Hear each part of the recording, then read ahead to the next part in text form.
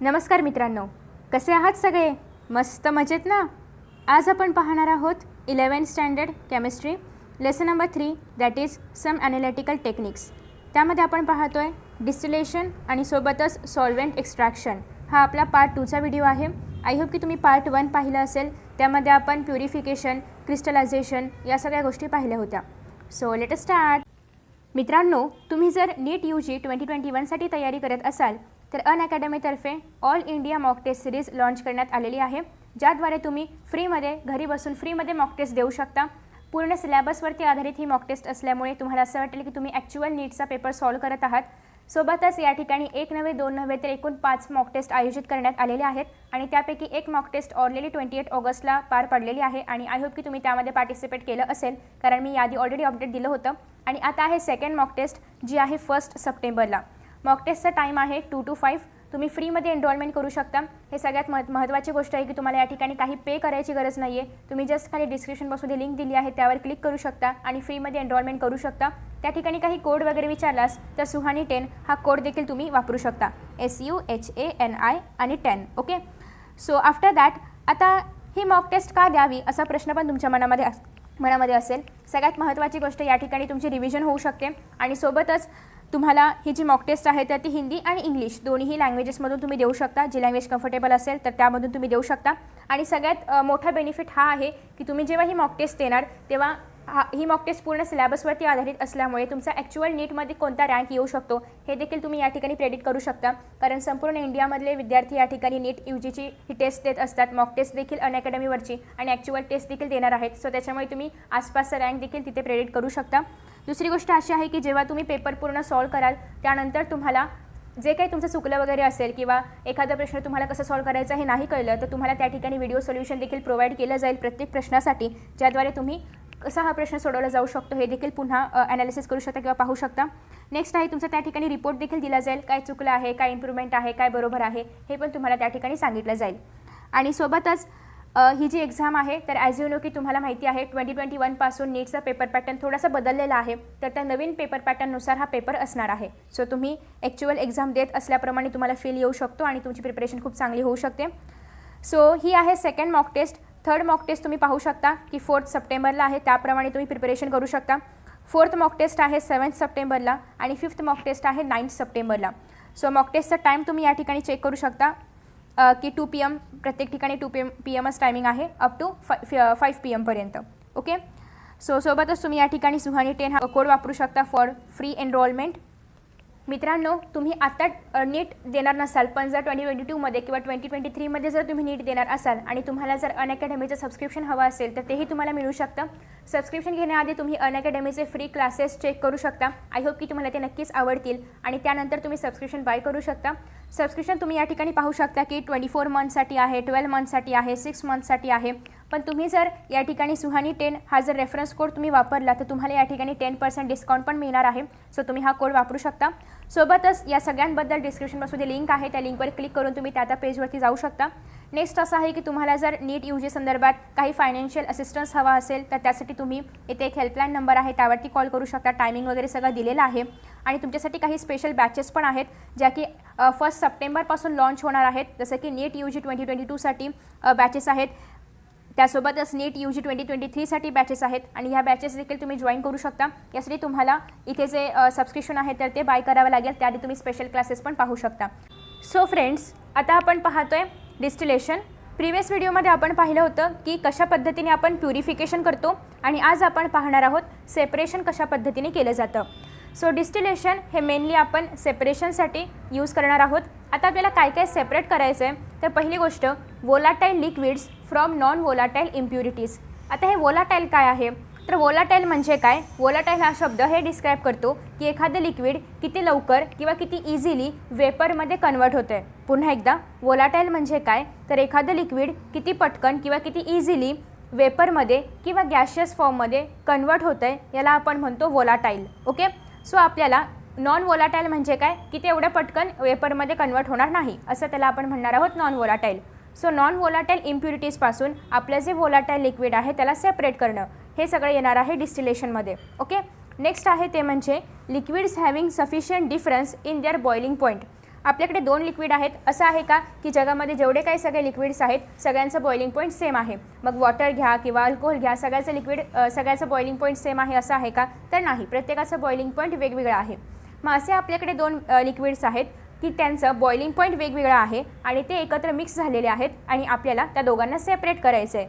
तर अशी जेव्हा केस असेल तेव्हा आपण वापरणार आहोत डिस्टिलेशन ही प्रोसेस. ओके.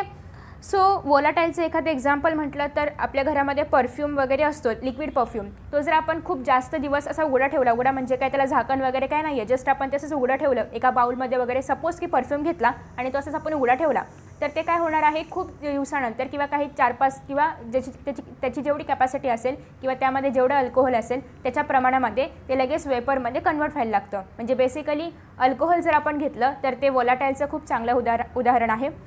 आता आपण पाहतोय सिंपल डिस्टिलेशन प्रोसेस. खूप इझी आहे, खूप मोठं डिस्क्रिप्शन दिलेलं आहे आपल्या बुकमध्ये. आपण थोडक्यात पाहणार आहोत पण पटकन पाहणार आहोत.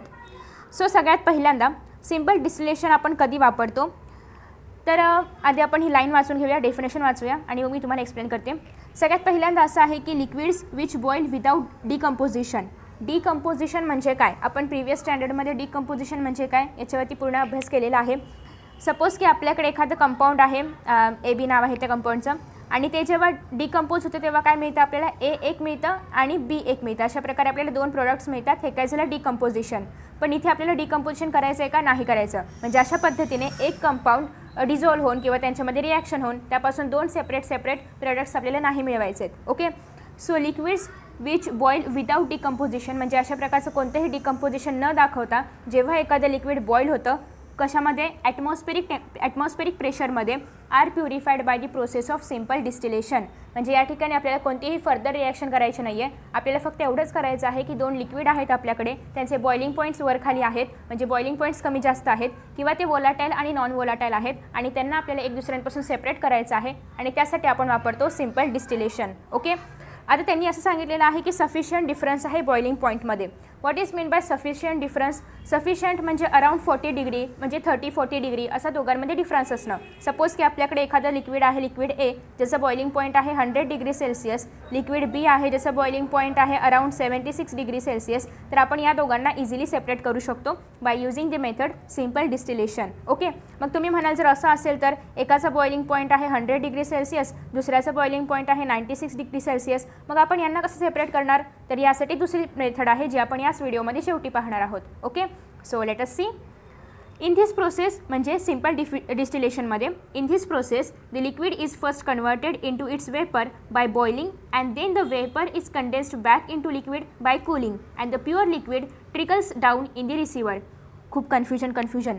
सो आता या ठिकाणी मेनली काय सांगायचं त्यांना की आपण या बीकरमध्ये, म्हणजे हे जे राऊंड बॉटम फ्लास्क आहे, राऊंड बॉटम का घ्यायचं आहे, तर जेव्हा आपण राऊंड बॉटम फ्लास्क घेतो तर यामध्ये सगळं लिक्विड असं छान पसरलेलं असतं आणि ते इझिली सगळं लिक्विड आपण सगळ्या पूर्ण लिक्विडला आपण एका समप्रमाणामध्ये हीट देऊ शकतो आणि ते लवकर गरम होतं. सो त्याच्यासाठी लवकर बॉईल होतं. सो त्यासाठी आपण राऊंड बॉटम फ्लास्क वापरतो.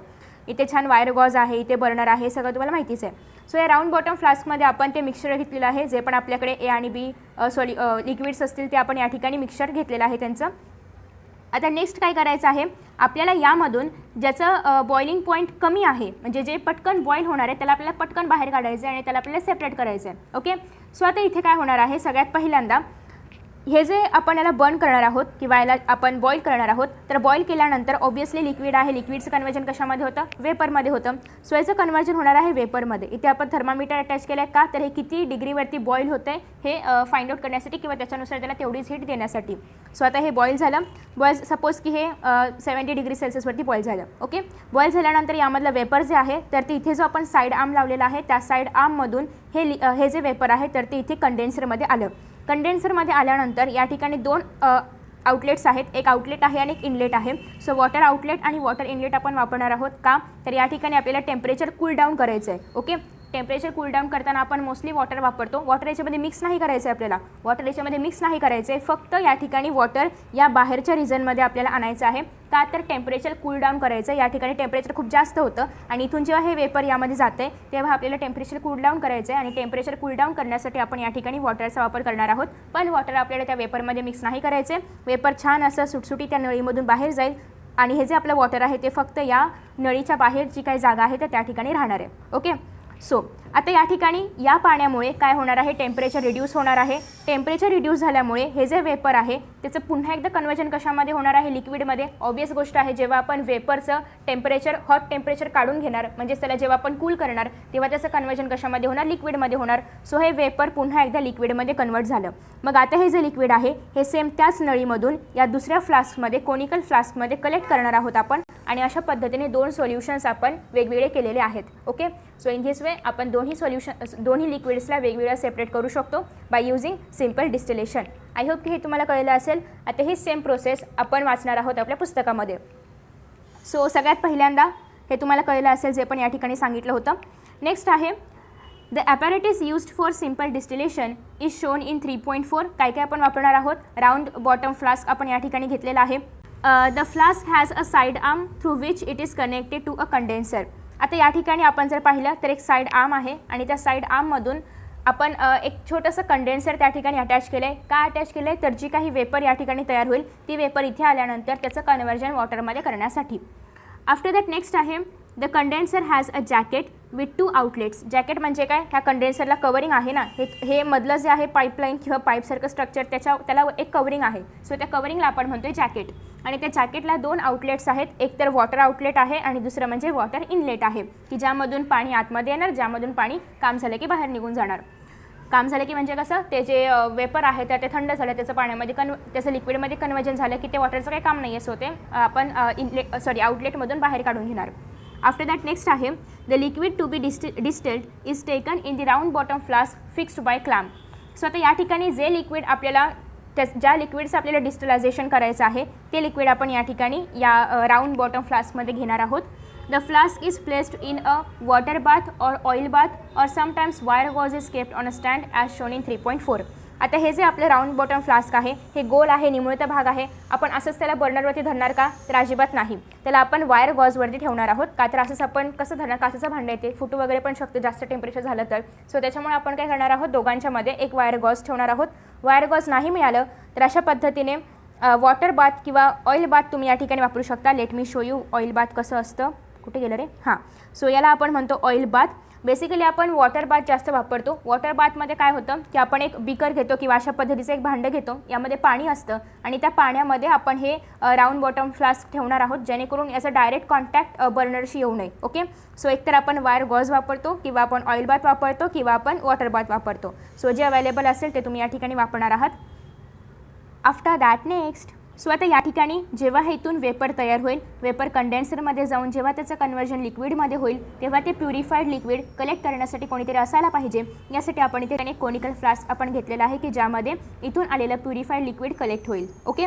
नेक्स्ट आहे care is taken that the bulb of the thermometer is just below the side arm of the round flask. सगळ्यात महत्त्वाची गोष्ट, आपला जो हा छान थर्मामीटर आहे, थर्मामीटरचा जो बल्ब आहे, बल्ब म्हणजे काय, जिथून ते असतं ना सिल्वर कलरचं, ज्या ठिकाणाहून आपण टेम्परेचर मेजर करतो त्याला आपण म्हणतो बल्ब. सो आता हे जे आपल्याकडे बल्ब आहे तर ते आपल्याला साईड आर्मच्या खाली घ्यायचं आहे, म्हणजे साईड आर्मच्या वरती ठेवायचं नाही आहे. जर आपण हा बल्ब म्हणजे थर्मामीटर थोडासा वरती घेतला आणि त्याचं टोक जर आपण या ठिकाणी इथे ठेवलं साईड आर्मच्या वरती तर आपण ॲक्युरेट टेम्परेचर काउंट नाही करू शकणार. का, तर आता इथे जर आपण पाहिलं तर जेव्हा हे लिक्विड कन्वर्ट होणार आहे वेपरमध्ये तर तेव्हा ते वेपर्स ऑब्वियसली इथून इथे आल्यानंतर किंवा या पूर्ण राऊंड बॉटम फ्लास्कमध्ये काय टेम्परेचर आहे हे आपण या थर्मामीटरच्या सहाय्याने काउंट करणार आहोत.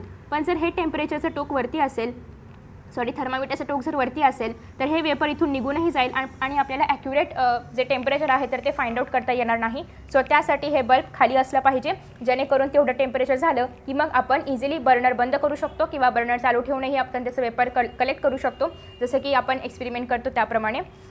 आफ्टर दॅट नेक्स्ट आहे so the flask is heated. Flask आपण हीट करणार आहोत. As the boiling point of the oil is reached, it starts boiling and the vapor rise to the neck of the flask and pass through the side arm into the cooler parts of the condenser, which is kept cool by circulating water through its jacket.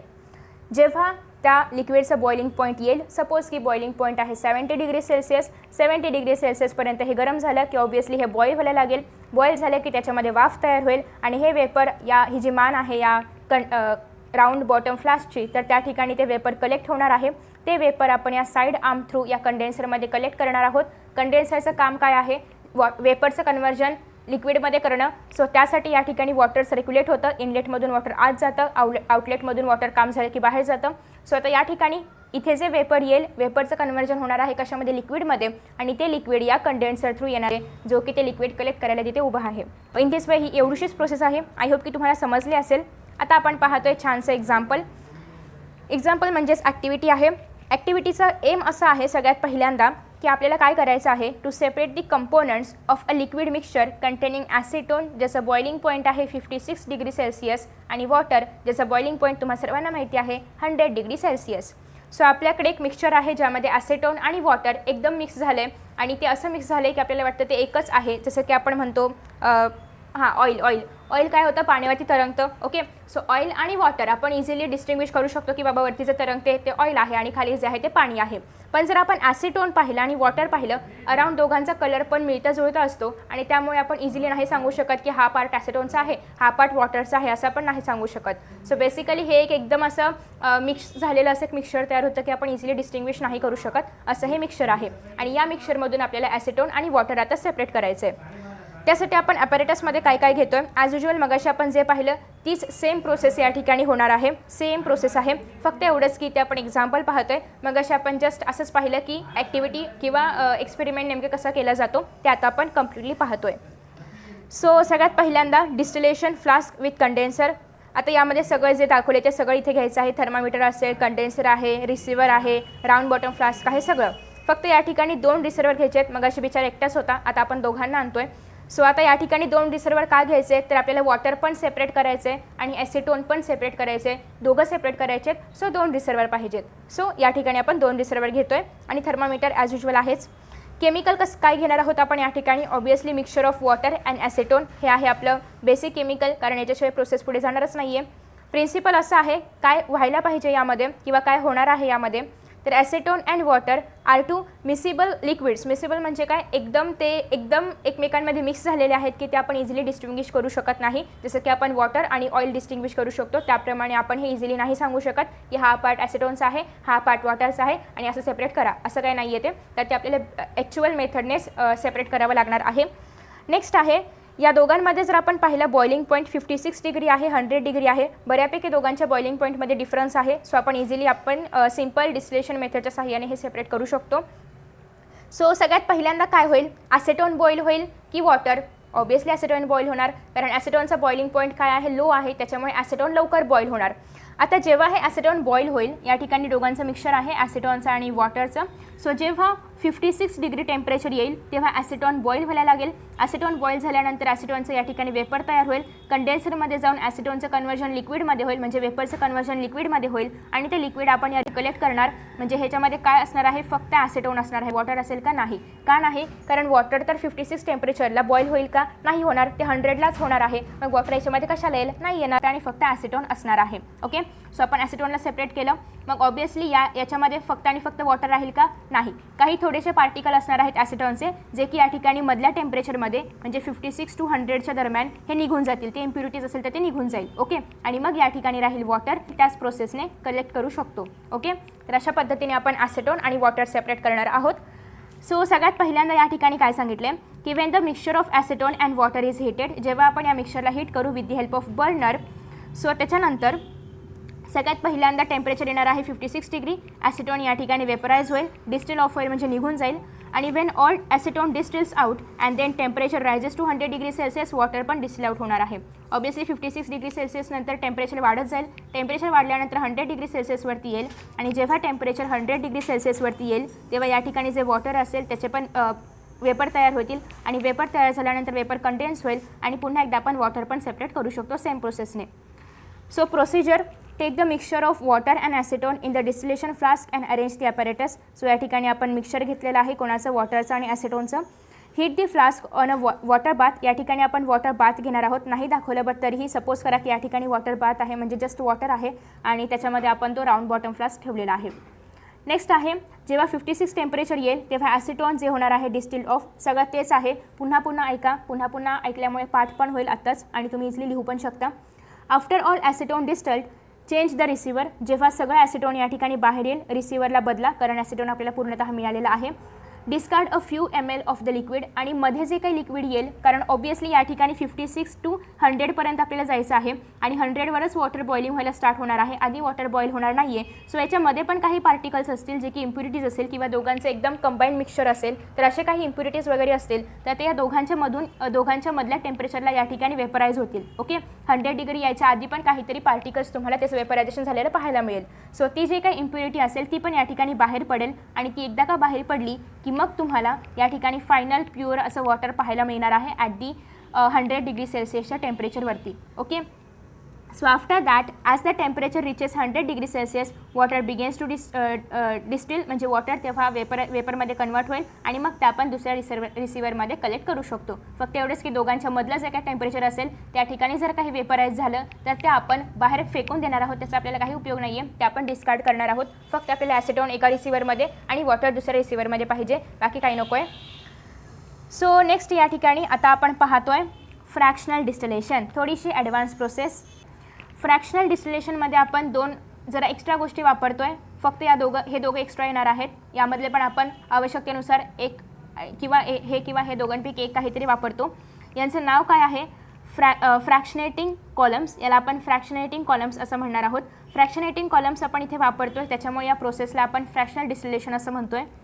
So if in a mixture the difference in the boiling points of the two liquids is not appreciable म्हणजे काय? तर आपल्याकडे जे दोन liquids आहेत त्यांच्या boiling पॉईंटमध्ये खूप असा डिफरन्स नाही आहे. मग असे आपण पाहिलं की ॲसिटॉनचा बॉइलिंग पॉईंट होता 56 डिग्री, वॉटरचा होता 100 डिग्री, अराउंड 44 डिग्रीचा यांच्यामध्ये अंतर आहे किंवा 44 डिग्रीचा यांच्यामध्ये डिफरन्स आहे. पण आता आपण जे लिक्विड घेणार आहोत त्यांच्यामध्ये एवढा मोठा डिफरन्स नाही आहे. त्यांच्यामध्ये काय डिफरन्स आहे? सपोज की एखाद्याचं टेम्परेचर 96 डिग्री असेल, एखाद्याचं टेम्परेचर अराउंड 106 डिग्री असेल, फक्त 5 ते 10 डिग्रीचा यामध्ये डिफरन्स आहे. तर अशा वेळेस आपण या दोघांना कसं सेपरेट करणार, तर ते आता आपण पाहतोय. त्यासाठी आपण ॲडव्हान्स प्रोसेस वापरतोय जी की आहे fractional distillation. So same assembly आपल्याला घ्यायची आहे, सेम ॲपरेटस घ्यायचे आहेत, फक्त एक यामध्ये वाढवायचा आहे हा किंवा हा, डिपेंड अपॉन की काय सेपरेट करायचं आहे. टू सेपरेट सच लिक्विड्स म्हणजे काय? तर ज्यांच्या बॉइलिंग पॉईंटमध्ये खूप जास्त फरक नाही आहे, खूप कमी डिफरन्स आहे, असे दोन liquids. The process called fractional distillation is employed in which a special assembly is used. जसं की आपण 2.5मध्ये पाहिलं होतं, 2.5A त्याप्रमाणे. आणि जर आपण या फिगरमध्ये पाहिलं तर या ठिकाणी इथे एक स्पेशल स्ट्रक्चर अरेंज केलेलं आहे ज्याला आपण म्हणतो फ्रॅक्शनेटिंग कॉलम. सो हे जे फ्रॅक्शनेटिंग कॉलम आहे हे या ठिकाणी स्पेशली अरेंज केलेलं आहे. हे दोन प्रकारचे असतात, गरजेनुसार तुम्ही कोणतेही वापरू शकता. नेक्स्ट आहे has the vapours first pass through this fractionating column. So सगळ्यात पहिल्यांदा हे ग्लास रॉड आहे आणि त्याच्यामध्ये बीन्ससारखं स्ट्रक्चर असतं. सगळ्यात पहिल्यांदा जेव्हा इथे वेपर तयार होईल तर ते वेपर आधी या कॉलममधून पासआउट होणार आणि मगच ते या कंडेन्सरमध्ये जाणार आहे. ओके, सो आता इथे सपोज की आपल्याकडे दोन लिक्विड्स आहेत, एक तर आहे लिक्विड ए आणि एक तर आहे लिक्विड बी. हे जे आपल्याकडे लिक्विड ए आणि लिक्विड बी आहे तर यामध्ये लिक्विड ए जे आहे याचं बॉइलिंग पॉईंट जे आहे तर ते खूप लो आहे आणि लिक्विड बी जे आहे याचं बॉइलिंग पॉईंट जे आहे तर ते खूप हाय आहे. आता ऑब्व्हियसली याचं बॉइलिंग पॉईंट लो आहे, याचा अर्थ हे सगळ्यात पहिल्यांदा बॉईल होणार, सगळ्यात पहिल्यांदा बॉईल होऊन याचे वेपर सगळ्यात पहिल्यांदा तयार होणार, ती वेपर सगळ्यात पहिल्यांदा बाहेर पडणार. याचा अर्थ हे कसं आहे? जास्त वोलाटाईल आहे, म्हणजेच हे कसं आहे? मोर वोलाटाईल. ओके, का तर हे सगळ्यात पहिल्यांदा गरम होणार आहे, सगळ्यात पहिल्यांदा बॉईल होणार आहे, सगळ्यात पहिल्यांदा याचे वेपर तयार होणार आहे. आणि नेक्स्ट आहे आपले लिक्विड बी, ज्याचं बॉइलिंग पॉईंट जास्त असल्यामुळे त्याला बॉईल व्हायला जास्त वेळ लागणार आहे, वेपर जास्त उशिरा तयार होणार आहेत आणि ते नॉन वोलाटाईल किंवा लेस वोलाटाईल, नॉन नाही म्हणता येणार, लेस वोलाटाईल आपण याला म्हणू शकतो की हे कंपॅरेटिव्हली एपेक्षा लेस वोलाटाईल आहे. ओके, आता ए लिक्विड जर आपण म्हटलं तर ते कसं आहे? हायली वोलाटाईल आहे, म्हणजे खूप पटकन त्याची वेपर तयार होणार, खूप लवकर त्याची वेपरवरती जाणार आणि हे खूप कमी टेम्परेचरवरती बॉईल होत असल्याकारणाने हे खूप उंचपर्यंत जाणार, म्हणजे याची जी वेपर असणार आहे तर ती त्या फ्रॅक्शनेटिंग कॉलममधून खूप वरतीपर्यंत जाईल, सगळ्यात जास्त हाईटपर्यंत जाणार आहे. आणि कंपॅरेटिव्हली बीचं बॉइलिंग पॉईंट कमी असल्यामुळे याचं वेपर एवढ्या हायपर्यंत जाणार नाही, ते जस्ट इथपर्यंत कुठेतरी मध्ये अडकेल आणि रिटर्न खाली येऊन त्या फ्लास्कमध्ये राऊंड बॉटम फ्लास्कमध्ये येऊन पडणार आहे. ओके, सो आता फक्त एवढंच लक्षात ठेवा की ए आणि बी असे दोन आपल्याकडे लिक्विड्स आहेत. याच्यामधल्या एचं बॉइलिंग पॉईंट जे आहे तर ते खूप कमी आहे, बीचं बॉइलिंग पॉईंट खूप जास्त आहे. एचं बॉइलिंग पॉईंट कमी असल्यामुळे ते पटकन वेपराईज होणार आहे, त्याच्यामुळे ते कसं आहे? वोलाटाईल आहे. याचं बॉइलिंग पॉईंट जास्त असल्यामुळे हे उशिरा वेपरमध्ये कन्वर्ट होणार आहे, त्याच्यामुळे हे लेस वोलाटाईल आहे. आणि आफ्टर दॅट अजून एक गोष्ट अशी होती की याची जे वेपर तयार होईल तर ती वेपर खूप वरतीपर्यंत जाणार आहे, कंपॅरेटिव्हली याची वेपर एवढ्या वरती हाईटपर्यंत जाणार नाही. ओके, सो या 3 गोष्टी खूप महत्त्वाच्या आहेत. आता त्याच्यानंतर जे मी सांगितलं तेच या ठिकाणी पण दिलेलं आहे, सो तुम्ही ते रीड करू शकता. आता आपण पाहणार आहोत एक एक्झाम्पल आणि त्याच्या आधारे ही पूर्ण प्रोसेस. सो सगळ्यात पहिल्यांदा यांनी 2 लिक्विड घेतलेले आहेत. पहिला आहे लिक्विड ए, ज्याचा बॉइलिंग पॉईंट आहे 663 केल्विन. तुम्ही याचं कन्वर्जन डिग्री सेल्सियसमध्ये करू शकता. कसं करणार आहात, जस्ट तुम्हाला जी पण ॲक्च्युली जर तुम्ही पाहिलं तर केल्विन इज इक्वल टू असणार आहे आपली 273 व्हॅल्यू, जी की केल्विनची व्हॅल्यू असते, प्लस त्याच्यामध्ये आपण डिग्री सेल्सियसची व्हॅल्यू जी दिली असेल ती ॲड करणार आहोत. आता आपण जस्ट उलटी प्रोसेस करतोय. केल्विन आपल्याला दिलेला आहे 363 मायनस 273. हे जेव्हा तुम्ही कराल तेव्हा तुम्हाला अराउंड या ठिकाणी 90 व्हॅल्यू मिळते आणि ती असणार आहे डिग्री सेल्सियसची व्हॅल्यू. सो तुम्ही कन्वर्ट करू शकता, हवं असेल तर, गरज नाही आहे पण जस्ट करू शकता. नेक्स्ट आहे या ठिकाणी तुम्ही ए आणि बी लिक्विड घेताय. एचं बॉइलिंग पॉईंट आहे 363 केल्विन आणि बीचा आहे 373 केल्विन. दोघांमध्ये जास्त डिफरन्स नाही आहे, फक्त 10 डिग्री सेल्सियसचा डिफरन्स आहे, सॉरी 10 केल्विनचा डिफरन्स आहे, सॉरी. सो आता या ठिकाणी जर आपण पाहिलं तर एचा बॉइलिंग पॉईंट कमी आहे, याचा अर्थ ए जास्त वोलाटाईल असणार आहे ऑब्वियसली. बीचं बॉइलिंग पॉईंट जास्त आहे म्हणजे ते कंपॅरेटिव्हली कमी वोलाटाईल असणार आहे. सो आता आपण ए आणि बीचं मिक्सचर घेतलेलं आहे. त्या मिक्सचरला आपण या राऊंड बॉटम फ्लास्कमध्ये ॲड केले आणि ते राऊंड बॉटम फ्लास्क आपण अशा पद्धतीने अरेंज केले की याच्या खाली आपण एक ऑइल बाथ पण ठेवलेला आहे. त्याच्या खाली आपलं बर्नर आहे, गॉज वगैरे ठेवल्यानंतर खाली बर्नर आहे. याच्यावरती आपण या ठिकाणी फ्रॅक्शनेटिंग कॉलम वापरलेला आहे. सोबतच वरती थर्मोमीटर आहे. त्याच्यानंतर या ठिकाणी कंडेन्सर आहे. इथे जे काही मटेरियल तयार होईल, लिक्विडमध्ये कन्वर्ट होईल, ते कलेक्ट करण्यासाठी कलेक्टर आहे किंवा रिसिव्हर आहे. ओके, हे सगळं अरेंजमेंट, ही तर बेसिक अरेंजमेंट आहे. फक्त या ठिकाणी एवढंच एक फ्रॅक्शनेटिंग कॉलम तेवढं ॲड झालं आहे, बाकी सगळं आहे तसंच आहे. ओके, सो सगळ्यात पहिल्यांदा आता काय होईल, जेव्हा आपण बर्न करू तेव्हा ज्याचं बॉइलिंग पॉईंट कमी आहे म्हणजे सोल्युशन ए किंवा त्याच्यामध्ये जे आपण टाकलेलं आहे लिक्विड ए, तर त्या लिक्विड एचा बॉइलिंग पॉईंट कमी आहे म्हणजे ते सगळ्यात पहिल्यांदा बॉईल होणार. ओके, सो जेव्हा ते बॉईल होणार तेव्हा त्याचं वेपर्समध्ये कन्वर्जन होणार.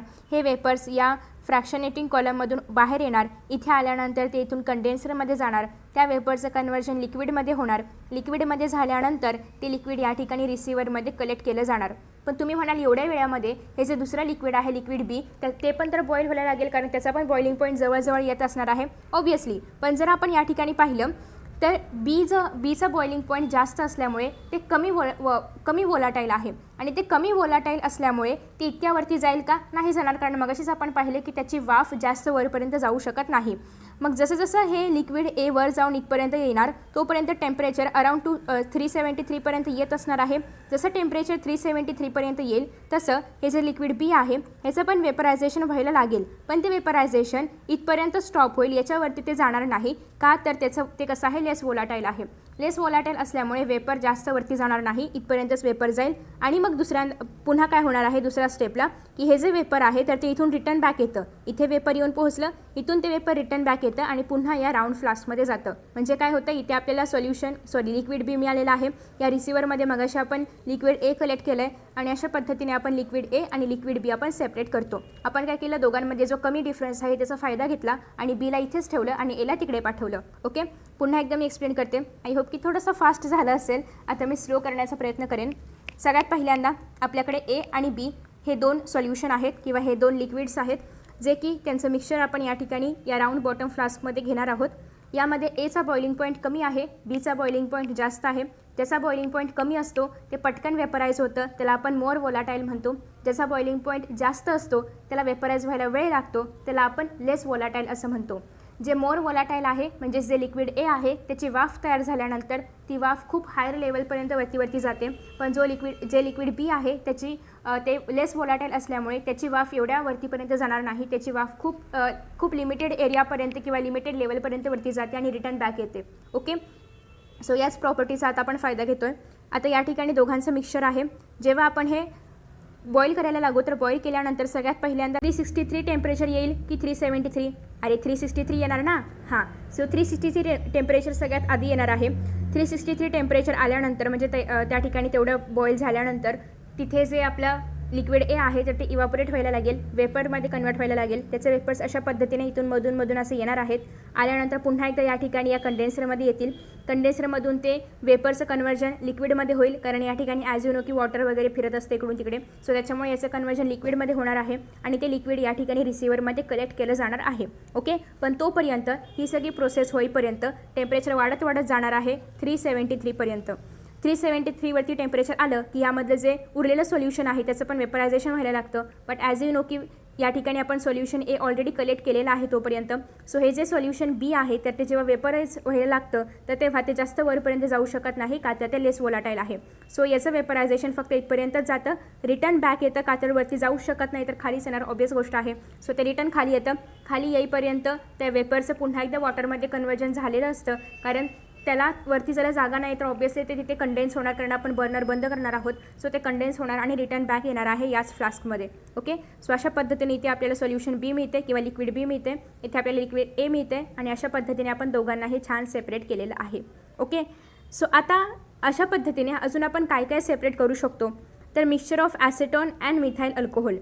आता या ठिकाणी तुम्ही जर पाहिलं तर ॲसेटोनचं जे बॉइलिंग पॉईंट आहे तर ते आहे 329. ओके, 329 केल्विन आणि जे मिथाईल अल्कोहोल आहे त्याचं बॉइलिंग पॉईंट आहे 337. ते 0.7ला जाते बाजूला, 337 केल्विन इथपर्यंत आहे. दोघांमध्ये खूप असा काही डिफरन्स नाही आहे, खूप कमी डिफरन्स आहे. 6 केल्विनपर्यंतचा डिफरन्स आहे, 8 केल्विनपर्यंतचा डिफरन्स आहे, 8 केल्विनचा डिफरन्स आहे. तर आता आपण या दोघांना सेपरेट करत असताना सगळ्यात पहिल्यांदा ज्याचं बॉइलिंग पॉईंट कमी आहे ते जास्त वोलाटाईल असणार आहे. म्हणजे हे जे आपल्याकडे असणारे ॲसेटोन आहे तर ते सगळ्यात पहिल्यांदा या ठिकाणी वेपराईज होऊन या रिसिव्हरमध्ये कलेक्ट होणार आहे ॲसेटोन. आणि यामध्ये काय राहिलं, मिथाईल अल्कोहोल. मिथाईल अल्कोहोलचं टेम्परेचर बॉइलिंग पॉईंट जास्त असल्यामुळे ते वेपराईज होऊन एवढ्यावरती जाईल का, नाही जाणार. सो ते एका ठराविक पॉईंटपर्यंतच येईल आणि तिथून रिटर्न बॅक येईल. आणि सो आपल्याला या बाउलमध्ये किंवा या फ्लास्कमध्ये काय मिळणार आहे, मिथाईल अल्कोहोल आणि इथे आपल्याला मिळणार आहे ॲसेटोन. तर अशा पद्धतीने आपण या दोघांना सेपरेट करू शकतो. नेक्स्ट मिक्सचर आहे ते म्हणजे ॲसेटोनचं आणि बेन्झिनचं. ॲसेटोनचं बॉइलिंग पॉईंट आहे 329 केल्विन, बेन्झिनचा बॉइलिंग पॉईंट आहे तो म्हणजे 353 केल्विन. सो या ठिकाणी पुन्हा एकदा ॲसेटोनचा बॉइलिंग पॉईंट कमी असल्यामुळे ते जास्त लवकर वेपराईज होणार, त्याचं वेपरायझेशन खूप वरतीपर्यंत जाणार, कारण याचं बॉइलिंग पॉईंट कसं आहे, खूप कमी आहे आणि ते आपण या ठिकाणी रिसिव्हरमध्ये कलेक्ट करणार. आता यामध्ये काय राहिलं, बेन्झिन राहिलं. सो आपण बेन्झिनला इझिली थोड्या अंतरावरती ते वेपराईज होईल आणि तिथून रिटर्न बॅक येईल आणि आपण या राऊंड बॉटम फ्लास्कमध्येच बेन्झिनला रिटर्न कलेक्ट करू शकतो. तर अशा पद्धतीने होती ही प्रोसेस, ज्याला आपण म्हणतो फ्रॅक्शनल डिस्टिलेशन.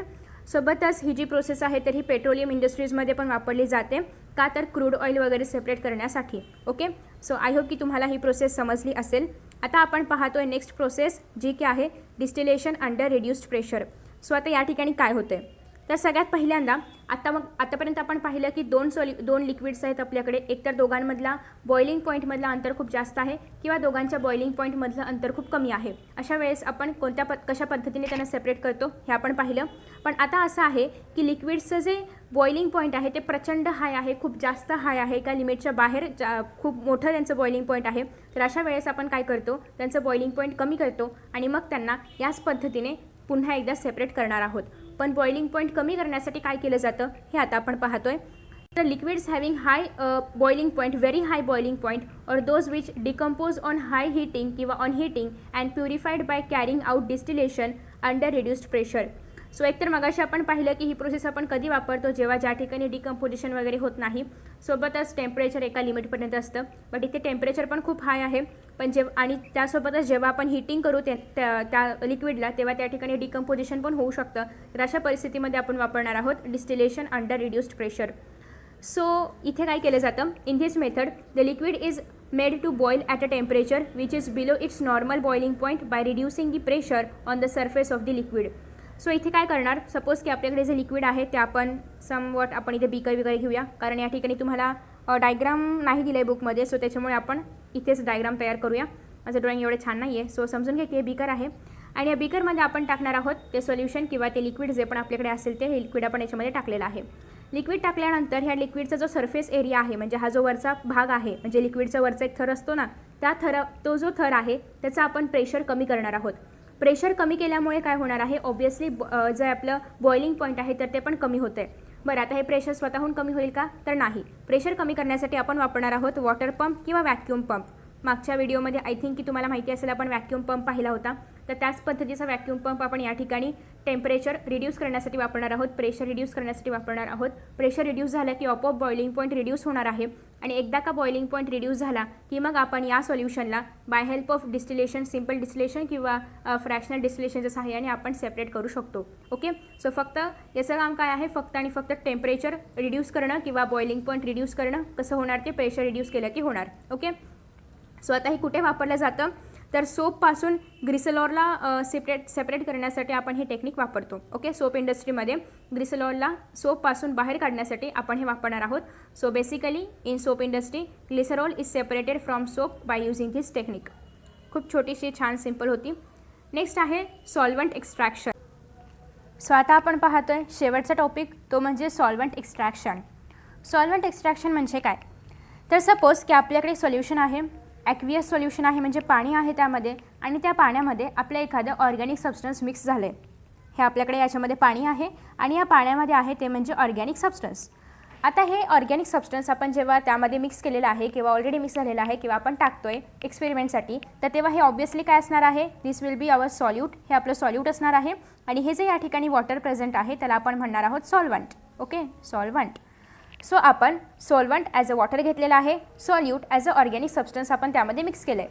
बट आता काय करायचं आहे, आता आपल्याला हे जे आपलं सॉल्यूट आहे म्हणजे जे ऑर्गॅनिक सॉल्यूट आपण टाकलेलं आहे, जे ऑर्गॅनिक सबस्टन्स आपण त्यामध्ये टाकलं आहे त्याला आपल्याला बाहेर काढायचं आहे, सेपरेट करायचं आहे पाण्यापासून. कसं करणार, चाळणी घेऊन, गाळणी घेऊन नाही, असं काही करू शकत नाही आपण.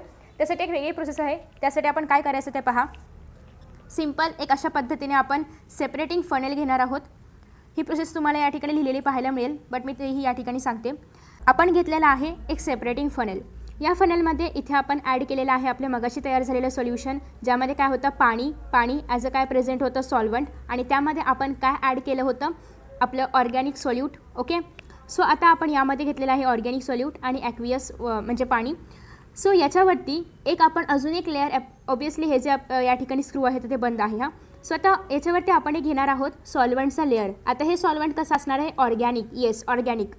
आता आपण या ठिकाणी ऑर्गॅनिक सॉल्वंटच का घेतो आहे, दुसरं का नाही, कारण यामधून आपल्याला काय सेपरेट करायचं आहे, ऑर्गॅनिक सोल्यूट. आणि ऑर्गॅनिक सोल्यूट तेव्हाच आपण सेपरेट करू शकतो जेव्हा आपण याच्यावरती ऑर्गॅनिक सॉल्वंटचं लेअर घेऊ. आता असं का, तर बघा, आपण एकूण 2 सॉल्वंट वापरतोय. हे वरचं असणार आहे ऑर्गॅनिक, खालचं आहे वॉटर. आणि आपण काय मिक्स केलेलं आहे किंवा काय आपल्याला सेपरेट करायचं आहे ते म्हणजे आपलं ऑर्गॅनिक सोल्यूट. ओके, सो आपल्याला यामधून ऑर्गॅनिक सोल्यूट जे की वॉटरमध्ये ऑलरेडी मिक्स झालं आहे त्याला आपल्याला काय करायचं आहे, सेपरेट करायचं आहे. आता मला एक गोष्ट सांगा की हे जे ऑर्गॅनिक सोल्यूट आहे हे कोणाकडे अट्रॅक्ट होईल किंवा कोणामध्ये व्यवस्थित डिझॉल्व्ह होईल, पाण्यामध्ये की ऑर्गॅनिक सॉल्वंटमध्ये? नक्की विचार करा. हां, हे जे आपल्याकडे ऑर्गॅनिक सोल्यूट आहे हे कोणामध्ये इझिली किंवा पटकन आणि व्यवस्थित डिझॉल्व्ह होईल, पाण्यामध्ये की ऑर्गॅनिक सॉल्वंटमध्ये?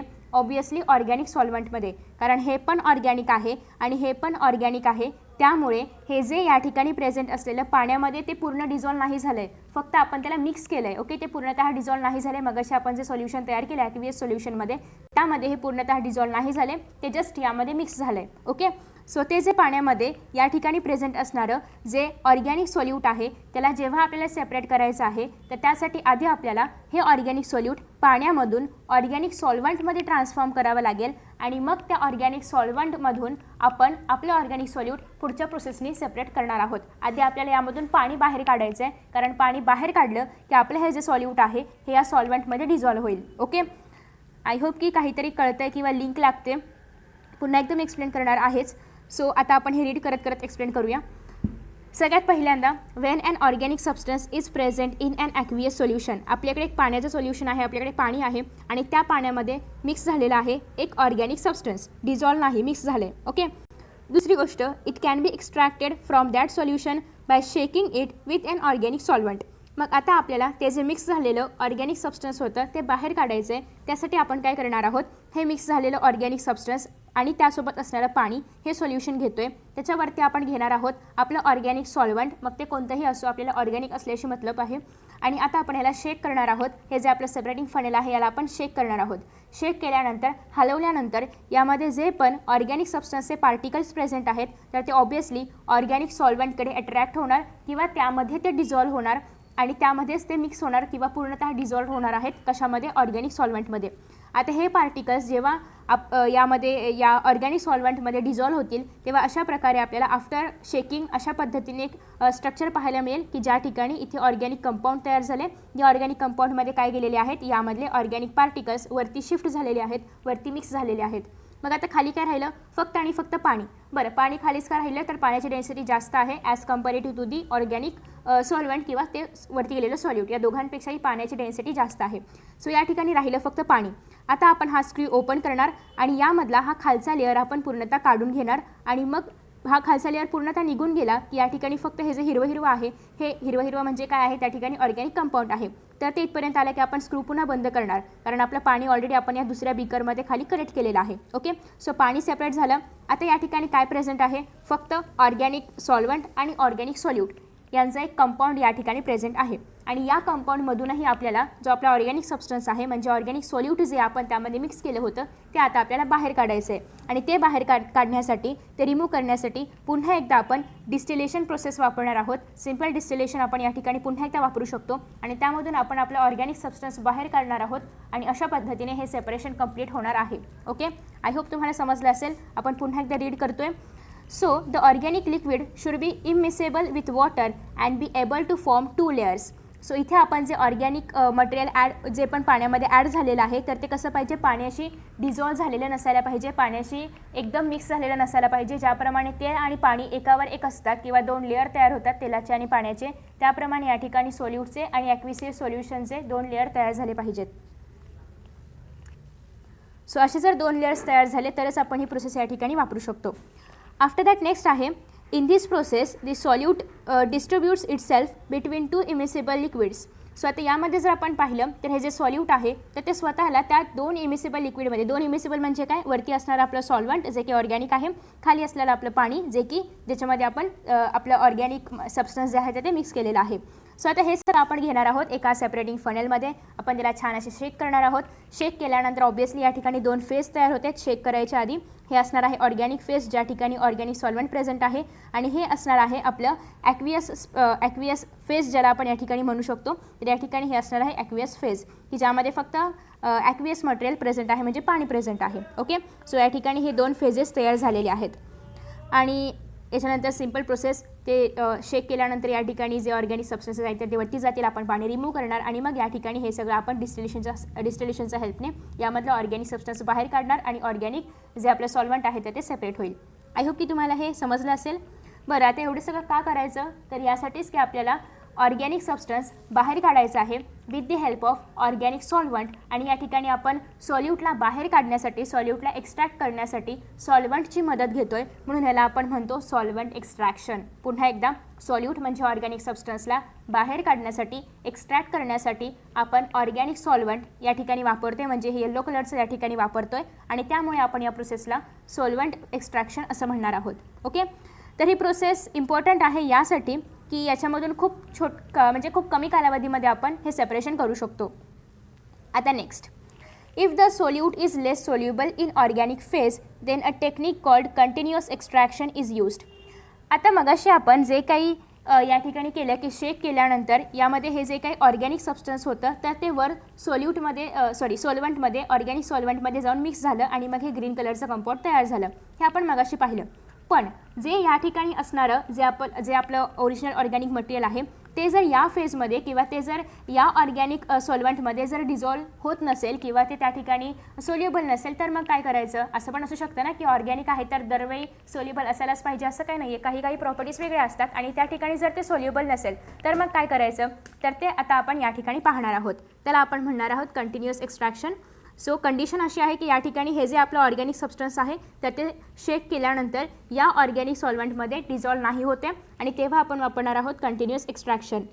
सो आता इथे काय केलं जातं की सगळ्यात पहिल्यांदा आपलं जे ऑर्गॅनिक सबस्टन्स आहे तर त्याच्यामधले काही पार्टिकल्स जेव्हा आपण शेक करू तेव्हा ऑब्वियसली काही पार्टिकल्स, पूर्ण म्हणत नाही आहे मी, काही पार्टिकल्स या जे वरचं आपलं ऑर्गॅनिक सॉल्वंट आहे त्यामध्ये काही पार्टिकल्स जाणार, काही पार्टिकल्स तसेच पाण्यामध्ये राहणार आहेत, काही पार्टिकल्स वरती शिफ्ट होतील. ओके, सो आता असं झाल्यानंतर आपण काय करणार आहोत, पुन्हा एकदा ती प्रोसेस करणार, पुन्हा आपण शेक करणार. पुन्हा शेक केल्यानंतर कंटिन्युअसली आपण काय करणार आहोत, या ठिकाणी नवीन प्रकारचे नवीन जे ऑर्गॅनिक सॉल्वंट आहेत तर ते ॲड करत राहणार आहोत आणि पुन्हा आपण तेच ट्राय करणार आहोत की हे जे ऑर्गॅनिक सबस्टन्स आहे हे कशामधून आपण इझिली ऑप्टेन करू शकतो. त्यासाठी आपल्याला वेगवेगळ्या प्रकारे म्हणजे सतत आता या ठिकाणी आपण थोडेसे पार्टिकल्स वरती येतील, पुन्हा आपण तेच हे जे या ठिकाणी ॲक्वियस सोल्युशन रिमूव्ह होते, कारण थोडेसे पार्टिकल तर वरती गेले ते आपण डिस्टिलेशनने सेपरेट करू, पण या ॲक्वियसमध्ये पण अजून काही पार्टिकल शिल्लक आहेत कारण सगळं डिझॉल्व्ह होत नाही आहे. पुन्हा आपण हे ॲक्वियस सोल्युशन घेणार, पुन्हा सेम अशाच पद्धतीचं एखादं सेपरेटिंग फनेल घेणार, त्यामध्ये आपण दुसरं एखादं ऑर्गॅनिक सॉल्वंट वापरणार, पुन्हा एकदा आपण त्याला शेक करणार, त्याच्यामध्ये काही पार्टिकल्स येतील, परत ते डिस्टिलेशनने सेपरेट करणार, परत ते जे राहिलेलं ॲक्वियस सोल्युशन आहे परत आपण ते घेणार. तर अशा पद्धतीने सगळी प्रोसेस पूर्ण होईपर्यंत कंटिन्युअसली आपल्याला हेच करायचं आहे की दरवेळी ऑर्गॅनिक सॉल्वंट शोधायचं आहे, परत त्याच्यामध्ये मिक्स झाल्यानंतर त्याचं डिस्टिलेशन करायचं आहे, परत दुसरं ऑर्गॅनिक सॉल्वंट घ्यायचं आहे, परत डिस्टिलेशन. सो हेच आपल्याला करावं लागणार आहे दरवेळी, जोपर्यंत ते पूर्णतः ऑर्गॅनिक सबस्टन्स त्या ॲक्वियस सोल्युशनमधून बाहेर येत नाही तोपर्यंत. सो हे आपण कंटिन्युअसली करणार आहोत आणि त्यालाच आपण म्हणणार आहोत कंटिन्युअस एक्स्ट्रॅक्शन. सो हे खूप मोठ्या क्वांटिटीमध्ये करावं लागतं, हे खूप टाईम कन्झ्युमिंग आहे. ओके, तर अशा पद्धतीने शक्यतो आपण हे thus use of large quantity of organic solvent is avoided आणि त्यामुळे अशा पद्धतीने आपण हे थोडंसं करणं अवॉइड करतो आणि हे कंटिन्यूस चालू राहतं. तर अशा पद्धतीने आजच्या व्हिडिओमध्ये आपण बऱ्याचशा गोष्टी पाहिलेल्या आहेत. एक तर डिस्टिलेशन म्हणजे काय, त्याच्यानंतर त्याच्या पुढचा टप्पा म्हणजे फ्रॅक्शनल डिस्टिलेशन म्हणजे काय, नेक्स्ट आपण सॉल्वंट एक्स्ट्रॅक्शन पाहिलं आणि पुढच्या व्हिडिओमध्ये आपण पाहणार आहोत क्रोमॅटोग्राफिक एक्स्ट्रॅक्शन किंवा क्रोमॅटोग्राफिक टेक्निक्स. सो तो भाग खूप गमतीशीर आहे आणि खूप छान आहे, खूप इंटरेस्टिंग. त्याच्यामध्ये आपण एक्सपेरिमेंट्स करणार आहोत आणि आय होप की तुम्हाला तो भाग पण नक्की आवडेल. So thank you so much for watching this video. See you in next video. Bye bye.